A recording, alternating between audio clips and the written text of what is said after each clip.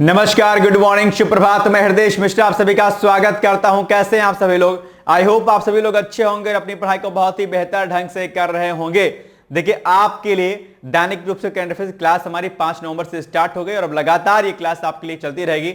और एक बात ध्यान रखिएगा कि आप एग्जाम किसी भी दे रहे होंगे, लाइक आप यूपीएससी का दे रहे हैं, बीओ का दे रहे हैं, आरओ का दे रहे हैं, तो यूपीएससी का दे रहे हैं, तो इन सभी के एग्जाम के प्री के साथ साथ में आपके मुख्य परीक्षा के दृष्टिकोण से यानी कि मेंस के प्रोस्पेक्टिव से भी ये हमारा करंट अफेयर्स आपको कराया जाता है। ठीक है, और आज जैसे कि मैंने कहा था कि इसमें नए नए चीजें मैं इंट्रोड्यूस करता रहूंगा, तो मैं लास्ट में एक प्रश्न का उत्तर और मॉडल आंसर भी आपको देता हूं, उसकी रूपरेखा भी तैयार करके बताता हूं आपको। और उसी प्रकार से आज हमने एक और इसमें नया एडिशन किया है, वो किया है इंग्लिश ट्रांसलेशन वाला, यानी कि व्याख्या तो नहीं लेकिन हां मैं उसकी जो है आपको इंग्लिश जो होती है क्वेश्चंस की, क्वेश्चन वाला मैं इंग्लिश में उसको मैंने ट्रांसलेट आज करवा दिया है। ठीक है, तो आप उसको भी आज देख सकते हैं। आज 6 नवंबर है, 6 नवंबर के करंट अफेयर्स को हम लोग फॉलो करते हैं।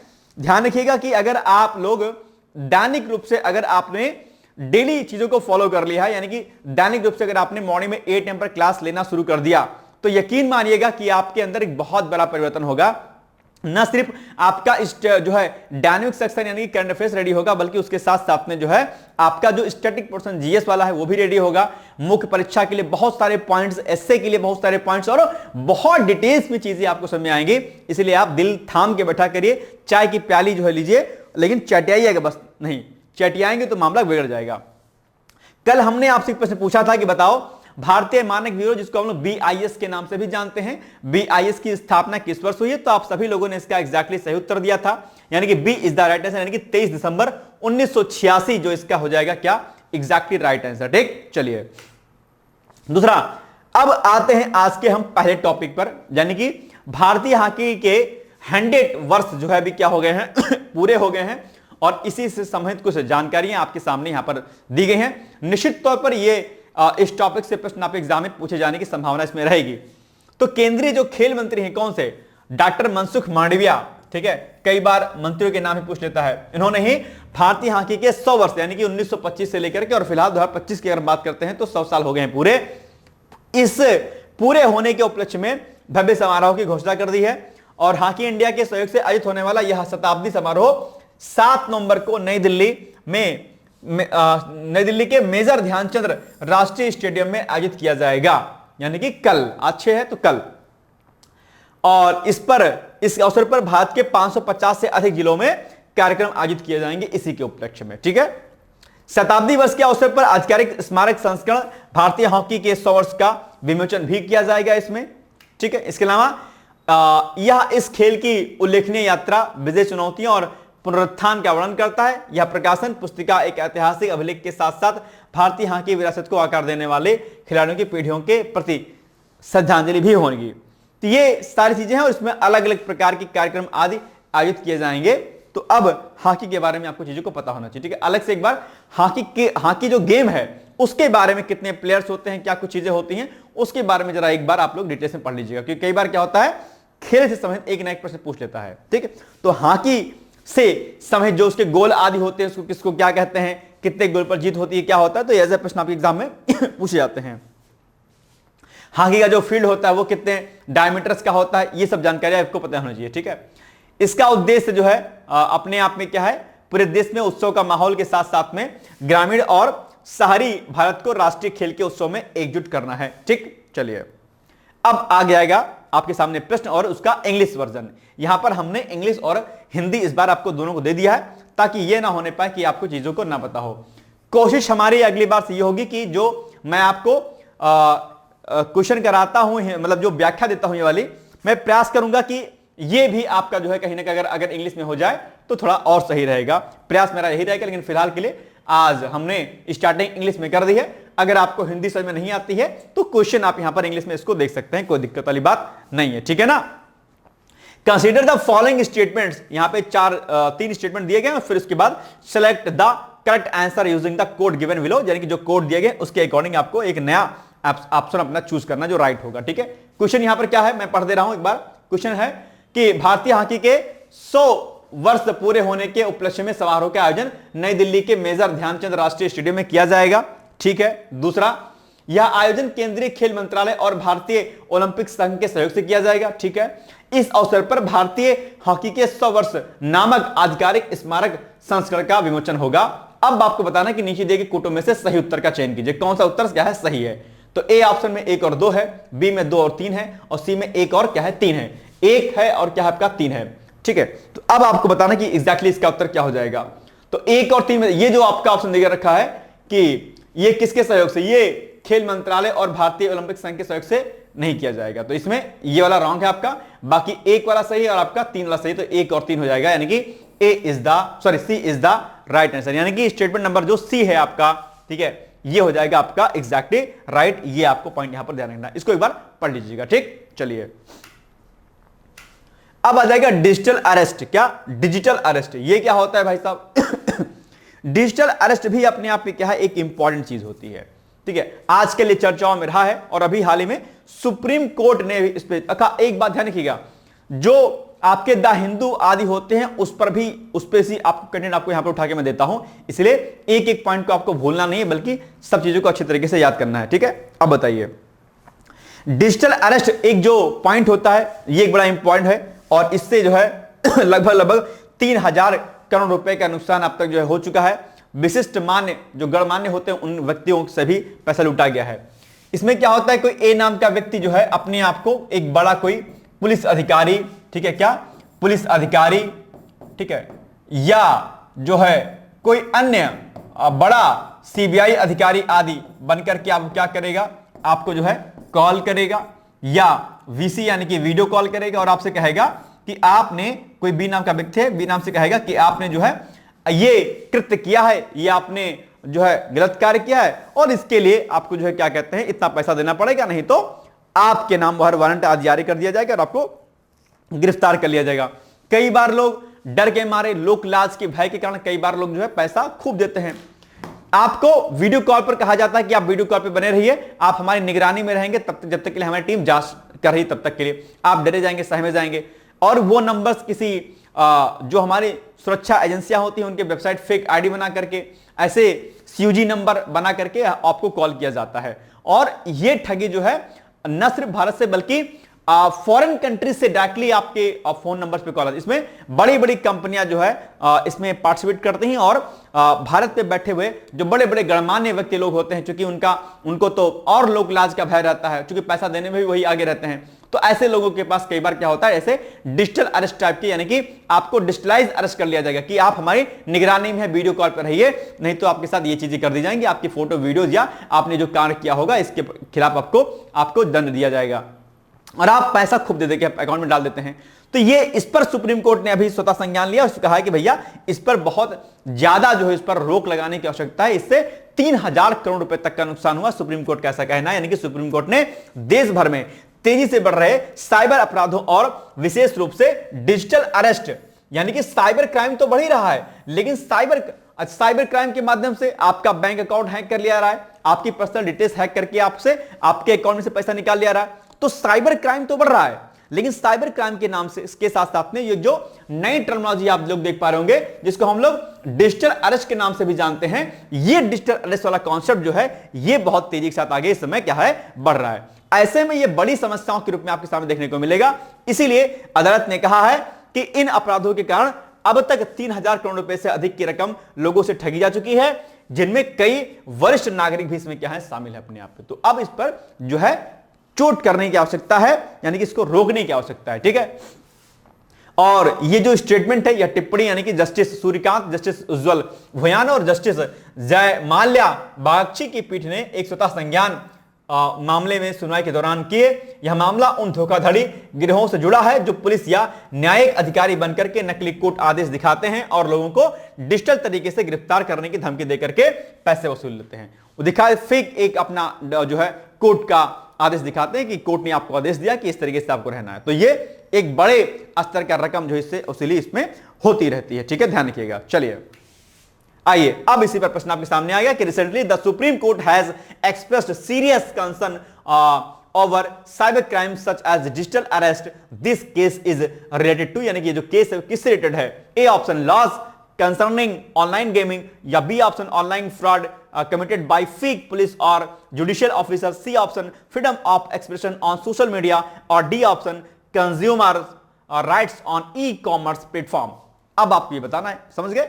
हिंदी में क्या बोलेंगे इसको कि हाल ही में सुप्रीम कोर्ट ने डिजिटल अरेस्ट जैसे साइबर अपराधों पर गंभीर चिंता व्यक्त की है। यह मामला संबंधित है, यह मामला किससे संबंधित है? ए ऑप्शन ऑनलाइन गेमिंग से जुड़े कानूनों से, या नकली पुलिस या न्यायिक अधिकारियों द्वारा ऑनलाइन ठगी से, या सोशल मीडिया पर अभिव्यक्ति की स्वतंत्रता से, या ई कॉमर्स प्लेटफॉर्मों पर उपभोक्ता अधिकारों से। ये जो मामला डिजिटल अरेस्ट वाला है किससे रिलेटेड है?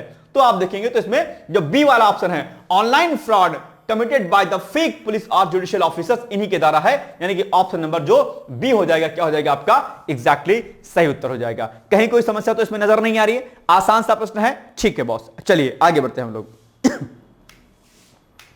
अब आ गया थर्ड नंबर को टॉपिक हमारा, दूसरे world summit for social development. ये अभी चर्चाओं में रहा है, द हिंदू का आर्टिकल है अपने आप पे, ध्यान रखिएगा, इसको भी आप लोग को अच्छे से तैयार करना है। अब आपको द हिंदू और फला इंडियन एक्सप्रेस आदि पढ़ने की आवश्यकता नहीं है, आपके लिए मैं मेहनत लगातार कर रहा हूं और आपको इस पर फोकस करते हुए चले जाना है, ठीक है ना। नंबर 1 पॉइंट, केंद्रीय श्रम एवं रोजगार तथा युवा मामले एवं खेल मंत्री डॉक्टर मनसुख मांडविया 4 से 6 नवंबर 2025 तक कतर के दोहा में आयोजित होने वाले दूसरे world summit for social development में भारतीय प्रतिनिधिमंडल का नेतृत्व करेंगे। कर ही रहे हैं, आज से स्टार्ट ही अपने आप में, 4 से 6 मतलब आज तो लास्ट डे हो गया, ठीक है। और मिनिस्ट्री के according doctor Mandaviya summit opening plenary meeting में भाग लेंगे, भाग ले रहे हैं बल्कि लिया है, और भारत का राष्ट्रीय वक्तव्य देंगे। दुनिया भर के लीडर्स के साथ दोहा पॉलिटिकल डिक्लेरेशन को अपनाने में भी वो शामिल होंगे, ठीक है। तो ये चर्चाओं में रहा है। सेकेंड जो world summit for social development है, इसमें पार्टिसिपेट कर रहे हैं। वे strengthening the 3 pillars of social development, poverty eradication, full and productive employment and decent work for all, social inclusion विषय पर high level round level table को क्या करेंगे? सम्मिलित करेंगे अपने आप पे, ठीक है। एक बड़े मंच को सम्मिलित करेंगे। भारत वैश्विक मंच पर एक ऐसे राष्ट्र के रूप में उभर रहा है जिसने गरीबी उन्मूलन में एक महत्वपूर्ण उपलब्धि हासिल कर ली है। भारत में 2011 और 2023 के बीच में 24.8 करोड़ लोगों को बहुआयामी गरीबी से बाहर निकाला गया है। अब ये फैक्ट आप जो है अपने मुख्य परीक्षा में लिख सकते हैं इसको। जैसे सामाजिक न्याय का जो चैप्टर है पेपर सेकंड में जीएस के, इसमें गरीबी उन्मूलन एक टॉपिक है ना, गरीबी से संबंधित मुद्दे, याद है ना। सामाजिक न्याय में जीएस पेपर सेकंड में यूपीएससी के पीसीएस में एक टॉपिक है क्या? सामाजिक न्याय, सोशल जस्टिस। उसमें जो है गरीबी से संबंधित मुद्दे हैं, उनमें अगर डेटा कुछ आएगा, मतलब उनमें अगर कोई आएगा चीज, तो आप उसमें इस पॉइंट को नोट कर सकते हैं, ठीक है। जिससे क्या हुआ, ये जो डेटा आया उससे क्या हुआ, 2022-23 में अंतरराष्ट्रीय गरीबी रेखा से नीचे रहने वाले लोगों की संख्या घटकर केवल 2.3% जो है अब रह गई है, ठीक। चलिए, भारत का सामाजिक सुरक्षा कवच है जो है कवरेज है 2015 में 19% से बढ़कर के 2025 में 64.3% हो गया है, जिससे 94 करोड़ से अधिक नागरिकों को लाभ मिला है। अभी हाल ही में आई थिंक WTO या शायद IMF किसी ने कहा था कि भैया पॉवर्टी के मामले में, सामाजिक न्याय के मामले में भारत ने तेजी के साथ वृद्धि की है और गरीबी को बहुत तेजी के साथ उन्होंने घटाया है। ये अभी तारीफ शायद किसी अंतरराष्ट्रीय संगठन ने किया था, WTO या IMF में से किसी ने किया, ध्यान मुझे नहीं आ रहा एग्जैक्टली, ठीक है। चलिए, या यूएन ने किया, किसी ने किया था। भारत की भागीदारी का एक प्रमुख आकर्षण नीति आयोग द्वारा 5 नवंबर 2025 को आयोजित एक अतिरिक्त कार्यक्रम भी होगा अपने यहाँ पे, ठीक है। ये सारे पॉइंट आपको याद रखने हैं। चलिए, अब आप बताइएगा इसमें से प्रश्न। With reference to the second world summit for social development, यानी कि WSSD2, consider the following statement. यहां पर अलग अलग पॉइंट आपके लिखे गए हैं, इनको आप पढ़ सकते हैं। Doctor Mansukh Mandaviya will deliver India's national statement at the summit. India will participate in the adoption of the Doha political declaration at the summit. या थर्ड ऑप्शन है, the summit is organized annually under the auspices of the United Nations. तो इसमें से आपको option बताना है, ठीक है। द्वितीय world summit for social development के संदर्भ में लिखे थोड़ा विचार कीजिए। नंबर 1, डॉक्टर मांडविया इस सम्मेलन में भारत का राष्ट्रीय वक्तव्य देंगे, ठीक है। दूसरा, भारत सम्मेलन में दोहा पॉलिटिकल डिक्लेरेशन को अपनाने में भाग लेगा। यह सम्मेलन संयुक्त राष्ट्र के तत्वाधान में हर वर्ष आयोजित किया जाता है। इसका ऑप्शन क्या हो जाएगा? 1 और 2 हो जाएगा, ठीक है। तो ये B is the right answer, जो मुझे लगता है कि बी इज द हो जाएगा इसका क्या राइट आंसर, ठीक। चलिए ठीक है। भारत और रोमानिया का व्यापारिक संबंध यह भी चर्चाओं में रहा है, अभी आप जानते होंगे। यानी कि भारत और रोमानिया ने व्यापार बढ़ाने, निवेश को प्रोत्साहित करने और भारत यूरोपीय संघ यानी कि ईयू आर्थिक ढांचे के तहत सप्लाई चेन आपूर्ति श्रृंखला को मजबूत बनाने पर सहमति जताई है अभी हाल ही में। ठीक है। दूसरा, यह बैठक भारत के वाणिज्य एवं उद्योग राज्य मंत्री जितिन प्रसाद और रोमानिया के विदेश मंत्री ओआना सिल्विया टियू के बीच में बुकारेस्ट में हुई है। ये जो बैठक हुई है इसके बारे में आपके एग्जाम में प्रश्न पूछ सकता है, ध्यान रखिएगा। ठीक है। दूसरा, बैठक में अगर आप देखेंगे तो मुख्य रूप से व्यापार बढ़ाने, निवेश आकर्षित करने और मजबूत और सुरक्षित सप्लाई चेन बनाने पर बात हुई। और खास बात यह है कि दोनों पक्षों ने इस साल के भीतर भारत ईयू मुक्त व्यापार समझौते यानी कि एफटीए को निष्पक्ष, संतुलित और दोनों के लिए लाभदायक रूप में अंतिम रूप देने की पर सहमति जो है व्यक्त की है। और दोनों देशों ने पेट्रोलियम प्रोडक्ट उत्पाद यानी कि इंजीनियरिंग सामान, फार्मास्यूटिकल्स, दवाइयां, सिरेमिक जैसे प्रमुख क्षेत्रों में सप्लाई चेन को मजबूत करने पर सहमति जताई है और कई प्रकार के स्टैंडर्ड्स को मेंटेन करना, परीक्षण आदि करने पर भी जोर दिया है। और रोमानिया ने हर साल भारतीय युवाओं को रोजगार देने का भी बात कही है। ये पॉइंट भी आप ध्यान रखिएगा। बाकी रोमानिया यहां पे चर्चाओं में है, तो रोमानिया के बारे में आप 2 पॉइंट ले लीजिए। ये आपका है रोमानिया, इधर आपका मोल्डोवा है, यूक्रेन है, इधर आपका हंगरी है, इधर आपका सेरेबिया है, इधर आपका बुल्गारिया है और इसी से लगा हुआ क्या है, ब्लैक सी है। ठीक है। काला सागर जो है इसी से लगा हुआ है। तो ये पॉइंट भी आपको क्या करना है, याद रखना है। कई बार मैंने आपसे कहा है कि जब भी कोई देश चर्चाओं में रहा करे तो उसके बारे में आप लोग एक बार डिटेल्स में जानकारी ले लिया करिए। कोई भी देश, किसी भी रीजन से अगर कोई कंट्री चर्चाओं में है तो उस कंट्री के बारे में आपको जो है डिटेल्स जानकारी होनी चाहिए। ऐसा ना रहे कि आप उसको जो है स्किप कर दें। ठीक है। चलिए माफ कीजिएगा। चलिए, इसके अलावा रोमानिया हर साल लगभग 30,000 कुशल भारतीय पेशेवरों को रोजगार देने का रास्ता भी उसने साफ किया। तो यह भी एक बड़ी बात है अपने आप में। ठीक है। इससे चीजें बेहतर होंगी। अब आप बताइए प्रश्न। Recently a meeting between India and Romania to enhance trade and investment cooperation was held at, यानी कि ये जो अभी मीटिंग अभी हाल ही में हुई है ये कहां पर हुई है। आपके सामने 4 ऑप्शन दिए गए हैं। अब आप बताइए कि इसमें से चारों में से कौन सा ऑप्शन हो जाएगा आपका जो है राइट। बताइए मुझे क्या होगा इसका आंसर एग्जैक्टली। बताओ भैया जी लोग, इसका आंसर एग्जैक्टली क्या होगा। मैं उम्मीद करता हूं कि आप इसका आंसर मुझे बताएंगे। इसका आंसर एग्जैक्टली हो जाएगा ये ऑप्शन नंबर जो आपका हो जाएगा बी, बुखारेस्ट में। ठीक है। चलिए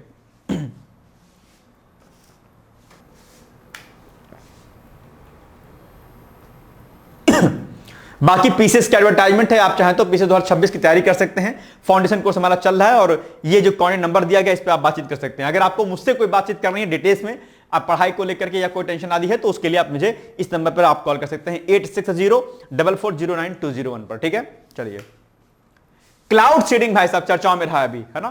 क्लाउड सीडिंग अक्सर चर्चाओं में रहता है और ये सामान्य अध्ययन जो आपका थर्ड है उससे ये क्या करेगा, कोरिलेट करेगा क्लाउड सीडिंग। ठीक है। तो क्लाउड सीडिंग पर आप लोग जो है थोड़ा सा अच्छे से नोट्स आदि बना लीजिएगा। यहां पर प्रश्न आप एग्जाम में पूछा जाता है। ठीक है। क्लाउड सीडिंग को लेकर के। ठीक है। क्लाउड सीडिंग अभी हाल ही में दिल्ली में आपने देखा होगा कराया गया, हालांकि उसका कोई बहुत इंपैक्ट तो नहीं पड़ा, लेकिन हाँ क्लाउड सीडिंग किया गया। पर्यावरण प्रदूषण को कम करने के लिए कई सारे प्रमुख आयोजनों को बेहतर करने के लिए क्लाउड सीडिंग की प्रक्रिया इसमें आयोजित की जाती है और सिल्वर आयोडाइड जैसे पदार्थों का इसमें उपयोग किया जाता है। आप जानते होंगे क्लाउड सीडिंग आप एनवायरमेंट के सेक्शन में पढ़ते होंगे। क्या कुछ चीजें रही हैं, आइए इसको देखते हैं। लगभग 50 वर्षों के बाद दिल्ली में क्लाउड सीडिंग जो है का प्रयोग भारतीय प्रौद्योगिकी संस्थान कानपुर IIT कानपुर के सहयोग से किया गया। इसका उद्देश्य वायु प्रदूषण और स्मॉग को कम करने के लिए कृत्रिम वर्षा कराना था अपने आप, यानी कि क्लाउड सीडिंग के माध्यम से हम आर्टिफिशियल जो है क्या करते हैं, रेन कराते हैं, यानी कि अपने प्रेसिपिटेशन करवाते हैं। जैसा कि ये आप यहां पे देख पा रहे होंगे, ये इसके माध्यम से क्लाउड सीडिंग हो रही है, फिर अपने आप में जो है यहां पर बारिश हो रही है, आप देख पा रहे हैं। लेकिन इसका इंपैक्ट को ज्यादा दिखाई दिया नहीं दिल्ली में। ठीक है। आप जानते होंगे कि दिवाली के आसपास जो है चीजें बहुत तेजी से वहां पर बढ़ जाती हैं पॉल्यूशन के रूप में। क्या है क्लाउड सीडिंग? तो क्लाउड सीडिंग एक मौसम संशोधन तकनीकी यानी कि वेदर मॉडिफिकेशन टेक्नोलॉजी है, जिसमें विमान या रॉकेट से नमक या रासायनिक पदार्थ जैसे सिल्वर आयोडाइड या कैल्शियम क्लोराइड बादलों में छोड़े जाते हैं ताकि जलवाष्प संघनित होकर के वर्षा का रूप ले सके अपने आप पे, जैसा कि यहां पर इमेज में ऐसा आपको यहां पर दिखाई दे रहा होगा। ठीक है, इसी विमान या रॉकेट के माध्यम से ऐसा इसका छिड़काव सिल्वर आयोडाइड आदि का किया जाता है। ठीक है, चलिए, भारत और विश्व में क्लाउड सीडिंग का इतिहास क्या कुछ रहा है। ठीक है, तो अच्छा, प्री में यही प्रश्न पूछ लेता है कि क्लाउड सीडिंग में कौन सा पदार्थ यूज किया जाता है, तो आप कहेंगे कि भैया सिल्वर आयोडाइड। ठीक है, यहां देखिएगा 1940 के दशक में अमेरिका के प्रोजेक्ट साइरस, ध्यान रखिएगा, प्रोजेक्ट साइरस के माध्यम से इसकी शुरुआत हुई थी और सोवियत संघ और चीन ने भी इसे सार्वजनिक समारोहों और ओलंपिक जैसे आयोजनों में अपनाया था। तो हो सकता है कि क्लाउड सीडिंग चूंकि चर्चाओं में रहा है तो ये पूछ ले इसके ऐतिहासिक पृष्ठभूमि के बारे में, यानी कि इसके हिस्टोरिकल बैकग्राउंड के बारे में पूछ सकता है आपसे। सोवियत संघ और चीन ने भी इसे सार्वजनिक समारोहों में, यानी कि जो पब्लिक जो फंक्शन होते हैं उनमें इसे ओलंपिक जैसे आयोजन में इसको अपनाया था। भारत में 1952 में एसके बनर्जी आईएमडी के पहले महानिदेशक है। इंडियन मेट्रोलॉजिकल जो डिपार्टमेंट आपका है उसके पहले महानिदेशक कौन है? एसके बनर्जी। ध्यान रखिएगा, इनका अलग से भी फैक्ट आपके एग्जाम पूछ सकता है कि बताइए आईएमडी के यानी कि इंडियन मेट्रोलॉजिकल डिपार्टमेंट के पहले महानिदेशक कौन थे, तो आप कहेंगे कि ये एसके बनर्जी थे। तो ये जो पहले महानिदेशक थे इन्होंने ही कोलकाता में इसका पहला प्रयोग किया था। कब किया था? 1952 में किया था। ठीक है, तो इंडिया के बारे में भी आपको इसमें जानकारी होनी चाहिए। ठीक, चलिए, इसके बाद 2009 में पुणे स्थित भारतीय उष्ण कटिबंधीय मौसम विज्ञान संस्थान IITM ने, ठीक है, cloud aerosol interaction and precipitation enhancement experiment यानी कि CAIPX, ठीक है, परियोजना प्रारंभ की। इसमें पाया गया कि क्लाउड शेडिंग से कुछ क्षेत्रों में 18 से 46% तक वर्षा में क्या हुई है? वृद्धि हुई है इसके माध्यम से। तो ये प्रयोग जो है किया गया था 2009 में जो है पुणे में। अब इसी में एक प्रश्न आपके एग्जाम में और पूछ लेगा कि ये जो भैया आपका भारतीय उष्ण कटिबंधीय मौसम विज्ञान संस्थान है ये कहां पर है? आप कहेंगे ये है पुणे में है। तो ये फैक्ट भी क्या हो जाएगा आपके लिए? बड़ा इंपॉर्टेंट हो जाएगा, इसको भी आपको बिल्कुल भी स्किप नहीं करना, ध्यान रखना है। ठीक है, चलिए, प्रभावशीलता से क्या होती है? सीमित सबलता से मिलती है, बहुत बड़े स्तर पर तो नहीं, लेकिन हाँ जो है काफी हद तक इसमें सुधार हो सकता है और इसमें आगे करके। तो क्लाउड सीडिंग से वर्षा तभी संभव है जब बादलों में पर्याप्त नमी और घनत्व हो, अदरवाइज नहीं हो पाता है। सीपेक्स का प्रयोग महाराष्ट्र के सोलापुर में किए गए परीक्षणों में लगभग 18 से 46% अधिक वर्षा दर्ज की गई, जो आंशिक रूप से सफल रहा। दिल्ली में प्रयोग आप जानते हैं किया ही गया। अक्टूबर 2025 में हुए परीक्षण में कोई उल्लेखनीय वर्षा तो नहीं हुई, केवल हल्की बूंदाबांदी हुई, लेकिन इसमें और हम ज्यादा प्रयास अच्छे कर सकते हैं तो चीजें और बेहतर हो सकती हैं हमारे लिए। ठीक है, मौसम निर्भरता, यह तकनीक केवल मानसूनी या नमी वाले बादलों में ही प्रभावी होती है, अपने आप ध्यान रखिएगा। अर्थशास्त्रीय दृष्टिकोण से सीमित है, यानी कि विमान, रसायन और तकनीकी खर्च अधिक होने से लागत लाभ अनुपात अनिश्चित है अपने आप, यानी कि पैसा खूब लगता है। थोड़े एरिया में बारिश करानी है और पैसा खूब लग जाता है अपने आप में। हाई टेक्नोलॉजी वाला बेस्ड ये सिस्टम है, इससे चीजें जो है क्या होती हैं? दिक्कत कर जाती हैं। ठीक है ना, चलिए, अब आएगा प्रश्न आपके सामने। Which of the following chemical substance is commonly used in the cloud seeding? यानी कि क्लाउड सीडिंग में सामान्य तौर पर कौन सा तत्व यूज किया जाता है? तो सिल्वर आयोडाइड, अमोनियम नाइट्रेट या कैल्शियम सल्फेट या फिर सोडियम क्लोराइड। तो इसका ऑप्शन क्या हो जाएगा? सिंपल सी बात है, silver iodide. Option number A is the right answer. वही बात यहां पर भी सेम वाली चीज पूछी हुई है कि कौन सा रसायन इसमें यूज किया जाता है, किसके लिए? क्लाउड सीडिंग में। तो आप कहेंगे ए वाला ऑप्शन, यानी कि सिल्वर आयोडाइड का इसमें इस्तेमाल किया जाता है। कोई दिक्कत तो नहीं हो रही है इसको समझने में? आसान है सब कुछ। चलिए, ये प्रश्न कई बार आपके एग्जाम पूछा गया है भाई साहब, ठीक है, इंपॉर्टेंट लगा दीजिएगा। और इस पूरे टॉपिक जो भी जितना हमने पढ़ाया है, इस पूरे टॉपिक को आपको अच्छे से रेडी करना है। ठीक, चलिए, United Nations high seas treaty VVNJ agreement यानी कि biological diversity beyond national jurisdiction, ठीक है, GS सेकंड का ये टॉपिक है, आप जानते होंगे। तो भारत ने हाई सीज ट्रीटी यानी कि BVNJ एग्रीमेंट पर हस्ताक्षर किया, जिसका उद्देश्य अंतरराष्ट्रीय जल क्षेत्रों यानी कि हाई सीज में जैव विविधता की रक्षा, सतत उपयोग और समुद्री संसाधनों के समान बंटवारे को सुनिश्चित करना है। ये आपका जो पेपर थर्ड है GS सेकंड में जा सकता है, और इसके अलावा आप इसको पेपर थर्ड से भी कोरिलेट कर सकते हैं। ठीक है, चलिए, इसके इंपॉर्टेंट की पॉइंट्स क्या हैं? यह संधि संयुक्त राष्ट्र समुद्री कानून सम्मेलन, ठीक है, 1982 का विस्तार मानी जाती है और इसका लक्ष्य क्या है? 2030 तक कम से कम 30% समुद्री क्षेत्र को संरक्षित क्षेत्र यानी कि प्रोटेक्टेड एरियाज के रूप में नामांकित करना। समुद्री संरक्षण, समुद्री संसाधनों का संरक्षण, यह अक्सर मुद्दा छाया रहता है और उसी के रूप में यह समझौता भी हाल ही में किया गया है। संधि में समुद्री आनुवांशिक संसाधनों यानी कि मैराइन जेनेटिक रिसोर्सेज के लाभ साझेदारी, बेनिफिट शेयरिंग की व्यवस्था है। इसमें पर्यावरणीय प्रभाव आकलन, जिसको हम लोग EIA बोलते हैं, एनवायरमेंटल इंपैक्ट असेसमेंट भी उसको बोलते हैं, क्षमता निर्माण, ठीक है, यानी कैपेसिटी बिल्डिंग, और प्रौद्योगिकी हस्तांतरण, टेक्नोलॉजी ट्रांसफर जैसे प्रावधान इसमें क्या है? शामिल है आपके, ठीक है। तो ये पॉइंट भी आपको याद रखना है। अच्छा, एक बात ध्यान रखिएगा, ये जो इसमें क्या है? पर्यावरणीय प्रभाव आकलन, इसको EIA बोलते हैं। आप लोग EIA के बारे में जानते कि नहीं जानते हैं? अभी मैं इस पर चर्चा कर लेता हूं, लेकिन पहले इसको हम खत्म कर लेते हैं। तो ये कुछ इंपॉर्टेंट पॉइंट हो गए। इसके अलावा चुनौतियां इसमें बहुत सारी हैं भाई साहब। इस जो संधि भी हुई है, इस संधि से चुनौतियां बहुत हैं। कई सारे देश पर आपत्ति दर्ज कर सकते हैं कि नहीं भैया ये हमारे क्षेत्र का अधिग्रहण होगा, और कई प्रकार की चिंताएं इसमें व्यक्त की जा रही हैं। इस संधि से क्या हो जाएगा? राष्ट्रीय हितों का टकराव इसमें हो सकता है, यानी कि विकसित और विकासशील देशों के बीच संसाधनों के समान भागीदारी को लेकर के मतभेद है कि भैया सी में हमारे कौन कौन से संसाधन हैं, आपके कौन कौन से हैं। तो जो हित हैं अलग देशों के, वो इससे प्रभावित हो सकते हैं अपने आप पे। तकनीकी और वैज्ञानिक क्षमता की कमी एक चुनौती है अपने आप में, तो इससे दिक्कत हो सकती है। प्रवर्तन यानी कि इन्फोर्समेंट की समस्या हो सकती है। अंतरराष्ट्रीय जल क्षेत्र में कानूनी अधिकार सीमित है, जिससे निगरानी और नियंत्रण मुश्किल होता है। वित्तीय संसाधनों की कमी है अपने आप में, और भू राजनीतिक तनाव है। कुछ शक्तिशाली देशों को डर है कि यह संधि उनके समुद्री आर्थिक हितों को क्या कर सकती है? सीमित कर सकती है। तो ये जो जियो पॉलिटिक्स जो एक तनाव है, वो भी अपने आप में बढ़ सकता है। इससे आगे की राह क्या हो सकती है? इसमें आगे हम क्या कुछ कर सकते हैं? तो वैश्विक सहयोग और आवश्यक हो सकता है। इसमें सभी देशों को संयुक्त रूप से समुद्री शासन में पारदर्शिता और जवाबदेहिता बढ़ानी पड़ेगी, ताकि कोई दिक्कत ना हो भाई साहब। नहीं तो हर देश आपस में लड़ेंगे, नहीं नहीं ये हमारे संसाधन है, इस पर आप क्यों अतिक्रमण कर रहे हैं, इसका क्यों अधिग्रहण कर रहे हैं, ऐसी समस्या आ सकती है। तो आपसी सहमति का होना बहुत आवश्यक है। विकासशील देशों को समर्थन इसमें देना चाहिए, यानी कि तकनीक, डेटा और फंड के माध्यम से उन्हें जो है क्षमता निर्माण में सहायता मिलनी चाहिए। ये एक अच्छी बात है। प्रभावी निगरानी प्रणाली विकसित करनी चाहिए।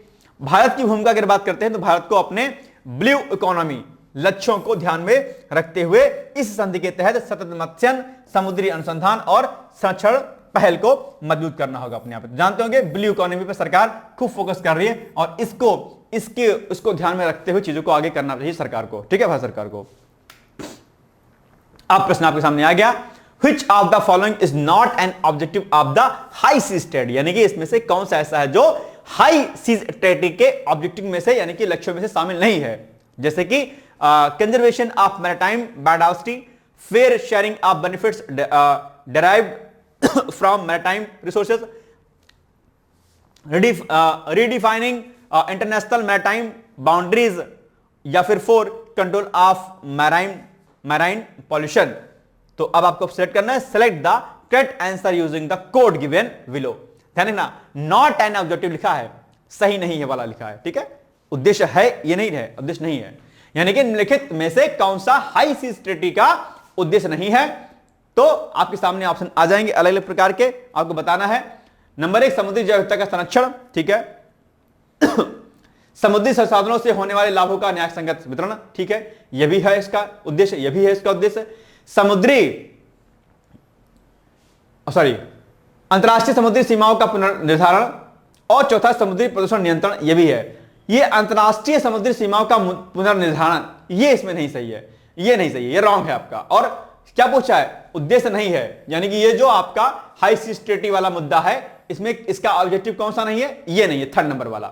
बाकी हैं, 1 भी है, 2 भी है और 4 भी है, आपका 3rd नंबर नहीं है, यानी कि ये जो है आपका है, ये नहीं है इसमें। तो बस ये हो जाएगा आपका राइट आंसर ए। ओनली 3 कहां पर है? ए वाला ऑप्शन में, यानी ए इज द राइट आंसर, ठीक है। कोई दिक्कत वाली बात इसमें नहीं है। चलिए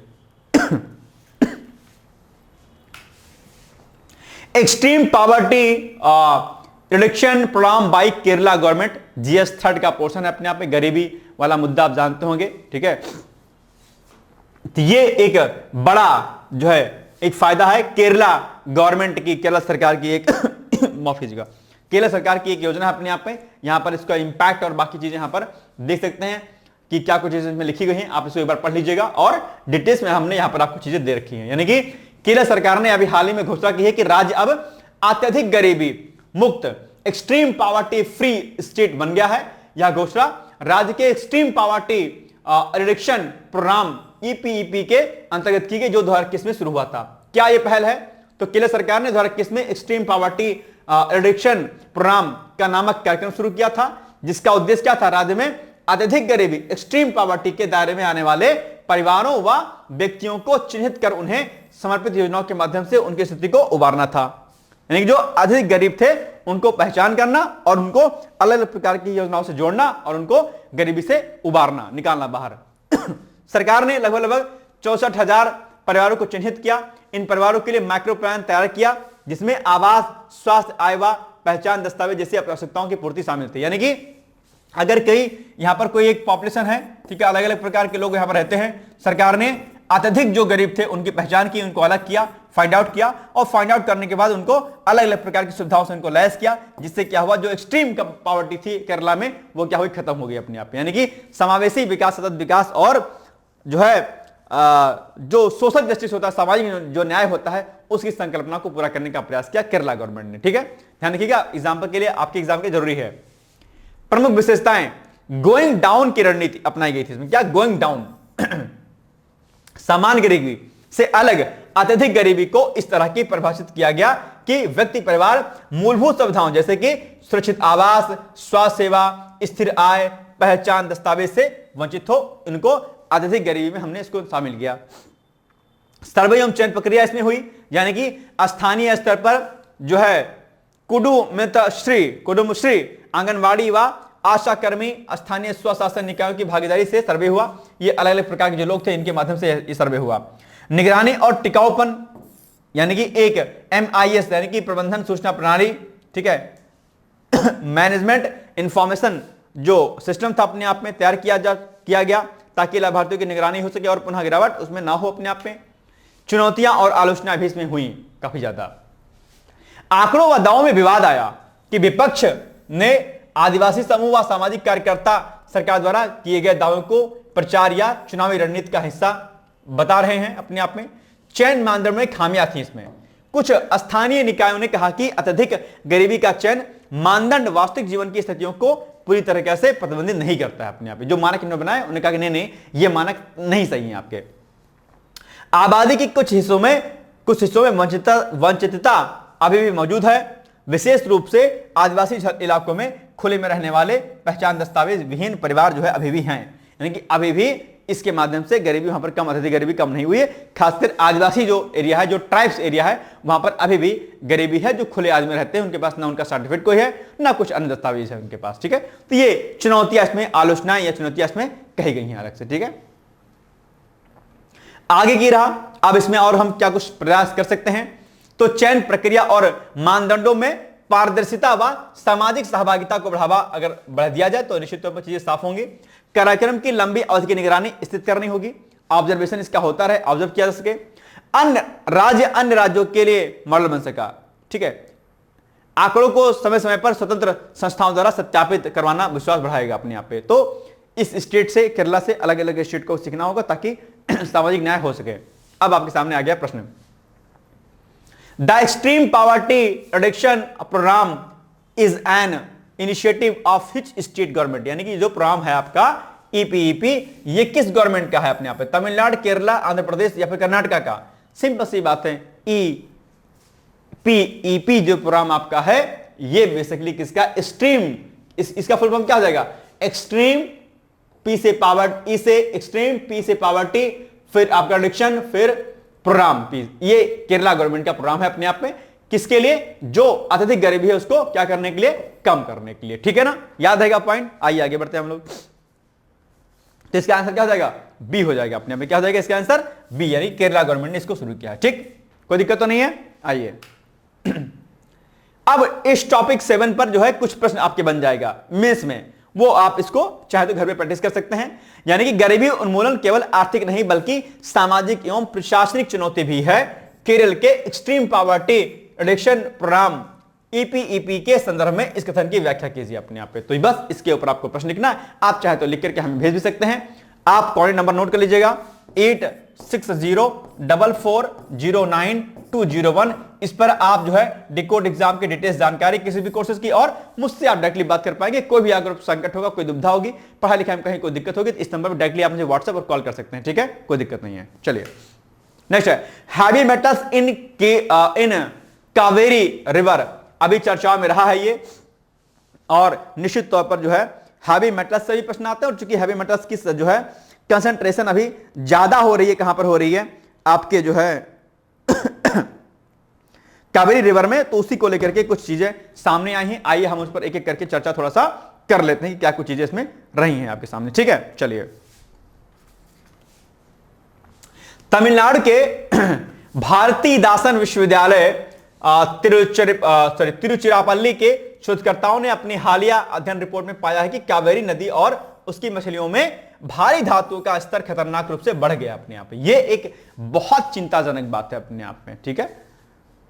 बायो एक्यूमुलेशन पढ़ते हैं आप लोग, बायो रेमेडिएशन और बायो एक्यूमुलेशन पढ़े आपने, बायो एक्यूमुलेशन और बायो रेमेडिएशन पढ़िएगा, बड़ा इंपॉर्टेंट टॉपिक है आपके लिए, वो इसी से रिलेटेड है अपने आप में। इन धातुओं में प्रमुख रूप से क्या क्या है? कैडमियम, आप जानते होंगे it's very very dangerous heavy metals, जो कि बड़ा हानिकारक होता है। सीसा, लेड, तांबा यानी कॉपर, जस्ता यानी कि जिंक, और क्रोमियम यानी ये एक हैवी मेटल्स जो है इन धातुओं में पाए गए हैं, जो कि बड़े खतरनाक है। और फिशेस में इन धातुओं की संख्या जो है कंसंट्रेशन ज्यादा है अपने आप पे, ठीक है। भारी धातु हैवी मेटल्स वे होती हैं जिनका घनत्व अधिक होता है और जो कम मात्रा में भी जीवों के लिए हानिकारक यानी कि टॉक्सिक होती हैं। उदाहरण के लिए सीसा, पारा, मरकरी आजकल खूब ज्यादा पाया था जल में। कैडमियम, आप जानते हो कि इससे क्या क्या होता है, इनके रोगों के नाम पूछता है कि कैडमियम से क्या क्या होता है, पारा से क्या क्या होता है, ठीक है। जैसे अभी मैं अगर आपसे पूछूं कि इताई जो रोग होता है वो किससे होता है, बताओ मुझे कमेंट करके तुरंत।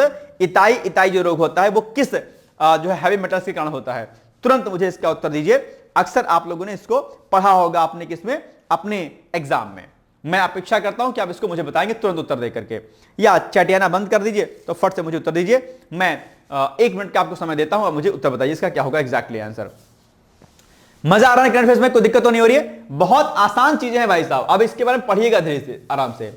और जो मैंने कहा है वो टास्क मैं दे रहा हूं आपको, बायो एक्यूमुलेशन का टास्क आपका होमवर्क है, क्या है, जो मैंने प्रश्न बनाया था उसके लिए अलग एक कॉपी बनाइएगा, उसमें मुख्य परीक्षा के नोट्स प्रश्न को नोट कर लीजिएगा, उसमें प्रैक्टिस कीजिएगा, और एक अलग कॉपी बनाइएगा जहां पर आप प्री के पॉइंट ऑफ से चीजों को नोट करते हुए चलिएगा टास्क के रूप में। तो आज मैंने क्या कहा है, बायो एक्यूमुलेशन और बायो रेमेडिएशन पढ़िएगा अलग से, ठीक है। ये मैंने टॉपिक आपको दिया है। अब आप बताइए कि कैडमियम से कौन सा रोग होता है, मुझे कमेंट करके बताइएगा आप लोग। चलिए आगे, मुख्य प्रदूषण स्रोत हैं इसमें क्या क्या, जैसे कि औद्योगिक इकाइयां, विशेष रूप से टेक्सटाइल और इलेक्ट्रोफ्लेटिंग उद्योग जो है ये हैवी मेटल्स का खूब ज्यादा फॉर्मेशन करते हैं और नदियों में इसको छोड़ते हैं। कृषि क्षेत्र से रासायनिक अफवाह, उर्वरक और कीटनाशकों के माध्यम से जो है कृषि क्षेत्र में जो है चीजें हो जाती हैं अपने आप में, ठीक है। ये जल में भी घुल जाती हैं। फिर शहरी सीवेज और अपशिष्ट जल का निर्वहन होता है। प्राकृतिक खनिज क्षेत्र, जहां से लोहा जैसे कुछ तत्व स्वाभाविक रूप से आते हैं, लेकिन कैडमियम और सीसा की अधिकता मानवजनित है अपने आप में। कैडमियम और जो सीसा है ये तो मानवजनित कारणों में से एक है अपने आप, ध्यान रखिएगा। मानव स्वास्थ्य पर इसकी प्रभाव क्या पड़ेगा, मानव स्वास्थ्य पर कैडमियम से क्या होगा, गुर्दे यानी किडनी पर असर, हड्डियों की कमजोरी और धुरिकारी कमजोरी हो जाती है अपने आप में कैडमियम से। लेड की कंसंट्रेशन से क्या हो जाएगा, बच्चों में तंत्रिका तंत्र यानी कि जो नर्वस सिस्टम है वो दिक्कत करेगा, न्यूरोलॉजिकल प्रॉब्लम होगी और मोटर एवं बौद्धिक विकास में बाधा होगी। ये हटा दीजिए, बौद्धिक विकास में बाधा होगी। क्रोमियम से क्या होगा, विशेष रूप से क्रोमियम जो है कैंसर का जोखिम हो जाता है क्रोमियम से, ठीक है, इसको याद रखिएगा। चलिए, इकोसिस्टम पर कई सारी चीजें पड़ सकती हैं, इंपैक्ट पड़ सकती हैं। जैसे मछलियों में धातुओं का संचय से क्या होगा, फूड चेन में ऊपर जाकर के बड़े जीव मनुष्य तक पहुंच सकते हैं अपने आप में, क्योंकि आप जानते होंगे कि एक छोटी मछली में अगर माना कि 0.05 मिलीग्राम कंसेंट्रेशन है, तो उसके बाद फिर एक छोटी मछली को बड़ी मछली खाएगी, उसमें ज़्यादा हो जाएगा कंसेंट्रेशन इसका, फिर उसको और एक बड़ी मछली का और खाई, दो तीन को खाएगी तो इसमें और ज़्यादा हो जाएगा, फिर इसको मनुष्य खाएगा तो इसमें कंसेंट्रेशन और बढ़ जाएगी। तो फूड चेन के माध्यम से ये जो अलग अलग प्रकार के जो चीज़ें हैं, कंसेंट्रेशन जो है कैडमियम आदि का, वो मनुष्यों में खूब बढ़ता हुआ चला जाएगा। ठीक है, ध्यान रखिएगा। तलछट में जमा धातुएं लंबे समय तक स्रोत बनी रह सकती हैं, तो नदी पर्यावरण में जोखिम बनाई रहती हैं। मछलियों की वृद्धि, प्रजनन क्षमता, जीवन चक्र और प्रभावित हो सकता है आपका इससे। ठीक है, अब आपको बताना है exposure to lead in children primarily causes which of the following effect, क्या होगा इससे क्या इफेक्ट पड़ेगा, ये आपके सामने यहां पर लिखा हुआ है। स्किन डिसऑर्डर हो जाएगा, या impact on the nervous system and impairment in intellectual. देखो एक बात ध्यान रखना आप लोग, कई बार क्या होता है कि कुछ चीजें ऐसी होती बहुत आसान होती है, लेकिन उस आसान के चक्कर में आप गलत करके चले आते हैं। जैसे ये प्रश्न आपने पहली बार पढ़ा होगा, लेकिन फिर भी चीजें आपके सामने क्या हो जाती हैं, दिक्कत हो जाती हैं। ठीक है, तो ये आपको क्या करना है, दिक्कत नहीं करनी, छोड़ना नहीं है। ठीक है, आपको पढ़ना है। आइए, तो अब ये चारों जो ऑप्शन है इसमें देख लीजिए कि किस पर आपका जो है चीजें इस पर होती हैं। ठीक है, आप देखेंगे इसका जो आंसर हो जाएगा आपका क्या हो जाएगा, बी हो जाएगा। ठीक है, तंत्रिका तंत्र पर असर एवं बौद्धिक क्षमता, आप इंटेलेक्चुअल नहीं कर पाएंगे किसी से। ठीक है, तो ये दिक्कत कर जाती है। बी। अब आपके सामने आ जाएगा प्रश्न आज का, निम्नलिखित में से कौन सी भारी धातु बच्चों के तंत्रिका तंत्र को प्रभावित करती है। बहुत आसान सा प्रश्न है, मैं उम्मीद करता हूं कि आप इसका उत्तर मुझे जरूर देंगे। कमेंट बॉक्स में जाइए, इसका उत्तर तुरंत दीजिए, ताकि हमारी आपकी कनेक्टिविटी बनी रहे और हमें एक एहसास हो कि हाँ भाई आपने वास्तव में करंट अफेयर्स पढ़ा है। ठीक है, तो प्लीज इसका आंसर जरूर दीजिएगा। ठीक, चलिए अब आज का प्रश्न जिसका अभ्यास आपको करना है, भारत की ब्लू इकोनॉमी नीति के संदर्भ में हाई सीज ट्रीटी के संभावित लक्ष्यों, लाभों और सीमाओं पर चर्चा कीजिए। ये आपको 200 शब्दों में लिखना है। आप चाहें तो हमें हमारे कॉन्टैक्ट नंबर 8604409201 पर संपर्क कर सकते हैं। ठीक है, बाकी आइए, अब आपका कल हमने प्रश्न पूछा था, मॉडल अभ्यास प्रश्न है जो हमने कल दिया था आपको, कि सांप्रदायिकता की परिभाषा दीजिए और इसके प्रमुख प्रकारों का उल्लेख कीजिए। ठीक है, define communism and mention its major types. तो इसकी प्रस्तावना में आप लिखेंगे सांप्रदायिकता क्या होती है। सांप्रदायिकता भारतीय समाज की प्रमुख सार्वजनिक, सामाजिक, राजनीतिक समस्या है जो धार्मिक पहचान को राजनीतिक, सामाजिक या आर्थिक हितों से जोड़ती है। थोड़ा सा इसमें इंट्रोडक्शन लिख देंगे इसका। फिर सांप्रदायिकता की परिभाषा एग्जैक्टली क्या होती है, इसको लिख करके थोड़ा सा एक पॉइंट इसमें और ऐड कर देंगे। उसके बाद मुख्य भाग में क्या लिखेंगे आप, सांप्रदायिकता की जो प्रकृति होती है, कैसा होता है, वो लिखना है। ठीक है, फिर सांप्रदायिकता के प्रकार कौन कौन से टाइप्स ऑफ जो आपका कम्युनिज्म होता है उसको लिखिएगा। जैसे कि मृदु सांप्रदायिकता, यानी कि अपने धर्म के हितों की रक्षा करना परंतु अन्य धर्मों के प्रति वैमनस्य रखना, तो मृदु सांप्रदायिकता। फिर कट्टर सांप्रदायिकता, एक्सट्रीम कम्युनिज्म, एकदम से कि हम बस हिंदू धर्म तो हिंदू धर्म, मुस्लिम तो मुस्लिम धर्म, सिख तो सिख धर्म, ये कट्टर सांप्रदायिकता के अंतर्गत आता है। फिर राजनीतिक सांप्रदायिकता, अपने पॉलिटिकल एजेंडे को फैलाने के लिए धार्मिक सांप्रदायिकता को फैलाना, अब आज के लिए बहुत होता है, आप जानते होंगे, चुनावी लाभ के लिए। सांस्कृतिक सांप्रदायिकता, कल्चरल कम्युनिज्म बहुत होता है आजकल, अपने धर्म की सांस्कृतिक श्रेष्ठता को उजागर करना और कहना कि नहीं भैया हमारी संस्कृति, हमारा धर्म अच्छा है, तो उसके माध्यम से चीजों को दिक्कत होती है। फिर लास्ट में फिर आप जो है सांप्रदायिकता के बारे में लिखने के साथ साथ में इसकी चुनौतियों आदि के बारे में और सांप्रदायिकता को रोकने के लिए सरकार ने क्या कुछ प्रयास किए उसको भी लिख सकते हैं। मुख्य भाग में भी सांप्रदायिकता को रोकने के लिए सरकार ने कौन कौन से कदम उठाए हैं उनके बारे में भी आप लिख सकते हैं, यानी कि सरकारी जो पहले हैं इसमें रह गया है तो सरकारी पहले भी आप यहां पर लिख सकते हैं अलग अलग प्रकार की, या सुप्रीम कोर्ट आदि के कुछ डिसीजन होंगे तो उनके बारे में लिख सकते हैं। और बाद में कंक्लूजन के रूप में लिख सकते हैं कि सच्चा धर्म विभाजन नहीं ये बल्कि एकता का संदेश देता है, अतः सांप्रदायिकता का समाधान भी समाज की समावेशी सोच में निहित होता है। तो आप इस तरीके से कंक्लूजन ड्रॉ करके छोड़ सकते हैं। तो ये आपको मैंने कुछ चीजें बताई हैं। बाकी यहां पर अभ्युदय बैच हमारा आरु 2026 के लिए चल रहा है, नया बैच, आप चाहे तो 2026 आरु तैयारी कर सकते हैं। ये जो दिए गए नंबर है इन नंबरों पर आप जो है आरु 2026 या अभ्युदय बैच लिख करके आप हमें व्हाट्सएप या कॉल कर सकते हैं। ठीक है, ये हो गया आज का हमारा वीडियो। बाकी हम लोग मिलेंगे कल, तब तक के लिए आप लोग पढ़ते रहिए, मस्त रहिए, मुस्कुराते रहिए। आज का वीडियो कैसा लगा कमेंट करके मुझे बताइएगा। और अगर कुछ सुझाव आपको देना है कि सर ये चीज इसमें और ऐड ऑन कर दीजिए, तो मैं कोशिश करूंगा कि मैं उसको भी आपको ऐड ऑन कर दूं। ठीक है, आपके सुझाव हमारे लिए हितकारी होंगे, मैं आपके सुझावों की अपेक्षा करूंगा। आप चाहे तो मुझे कमेंट ना करके आप मुझे डायरेक्टली कॉल या मैसेज के माध्यम से भी कह सकते हैं कि सर और ये चीज आप इसमें इंट्रोड्यूस कर सकते हैं। दिन ब दिन आपके लिए बेहतर कंटेंट लाने का मैं प्रयास करता हूं। उम्मीद करता हूं कि आप इस कंटेंट से आपका एग्जाम जरूर निकलेगा। ठीक है, thank you so much, bye bye, take care, all the best. क्या आप लोक सेवा आयोग उत्तर प्रदेश की ROA परीक्षा में सफल होकर सचिवालय में समीक्षा अधिकारी जैसे प्रतिष्ठित पद पर चयनित होना चाहते हैं? क्या आपके पास व्यस्त दिनचर्या या व्यक्तिगत परिस्थितियों के कारण नियमित पढ़ने के लिए समय की कमी है, इसलिए एक दिन में आप 8 से 10 घंटे नहीं पढ़ सकते हैं?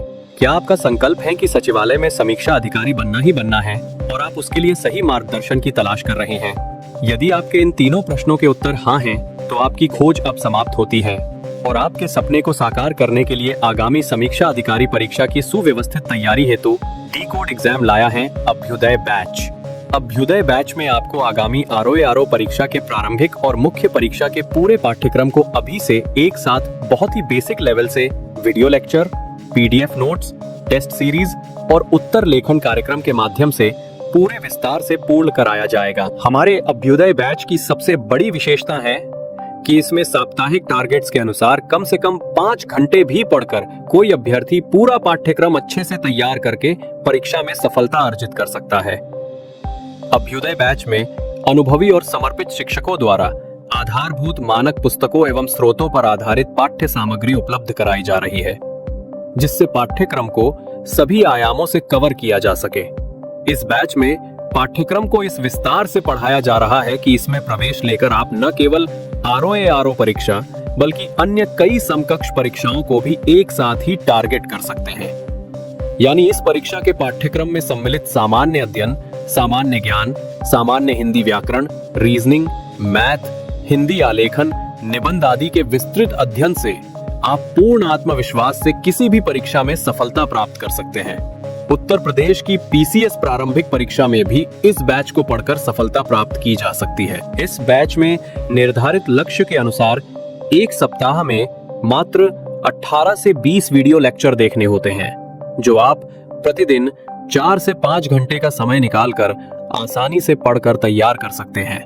ये बैच ऑनलाइन जरूर है, परंतु इस बैच में छात्रों और शिक्षकों के बीच सीधे संवाद के लिए प्रक्रिया निर्धारित है, जिससे अभ्यर्थी अपनी शंकाओं का व्यक्तिगत समाधान प्राप्त कर सकते हैं।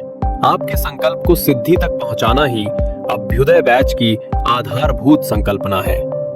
हमारा ये आत्मविश्वास संस्थान के 5 वर्षों की कठिन साधना की परिणति है। D-Code एग्जाम संस्थान अपने 5 वर्षों के सफर में ROA परीक्षा में 45 से अधिक चयन सुनिश्चित करवाकर एक विश्वसनीय संस्थान के रूप में विख्यात है। इसलिए बिना किसी संशय के पूर्ण विश्वास के साथ आप भी हमसे जुड़कर अपनी सफलता का नया अध्याय लिख सकते हैं। इस बैच से जुड़ने के लिए हमारे संस्थान के नंबर 8604409201 अथवा 9506742546 पर व्हाट्सएप या कॉल करके बैच की पूरी जानकारी प्राप्त की जा सकती है। अभी 500 शुरुआती छात्रों को विशेष छूट भी प्रदान की जा रही है, इसलिए इस अवसर का लाभ उठाने के लिए अतिशीघ्र प्रवेश लेकर अभ्युदय बैच से जुड़े। प्रवेश के लिए अभी संपर्क करें और शुल्क में छूट प्राप्त करें।